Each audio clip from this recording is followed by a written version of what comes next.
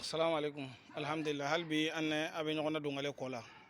Wala an koni de dungale mali sebende do. Ni mamte dungale do amba fi.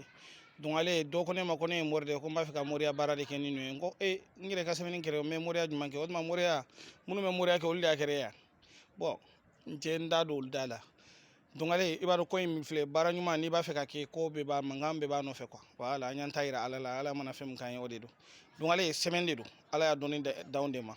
Malien b'a fɛ ka kalan nin de don ni mako tɛ siya la a mako tɛ danbe la a mako tɛ fɛn na a mako b'a la i k'i fa kan sɛbɛn k'a tɔ ye parce que kan ninnu bɛ ka taa ka an bolo da kanba minnu bɛ olu bɛ ka kan fitinin ninnu don a y'a fa kanw sɛbɛn yan'a ka kɛlɛ kɛ fɛn wɛrɛ la fa kan ko la danbe ko la danbe si tɛ maa la ka tɛmɛ kan kan a y'a jija a ka kan na donc an y'a f'i ye an y'a fɔ aw ye dongale an y'a kɛrɛ ka bɔ an yɛrɛ ka fɛnw de la i m'a ye nin hadamaden de ye nin de ye a ye a de don voyelle de don a b c ɲ ŋ G K H F N P L T W R M nyala me K D C Sh J Z O ima voyelle ni fana voyelle U ni fana voyelle Y V E ni voyelle I ni voyelle ani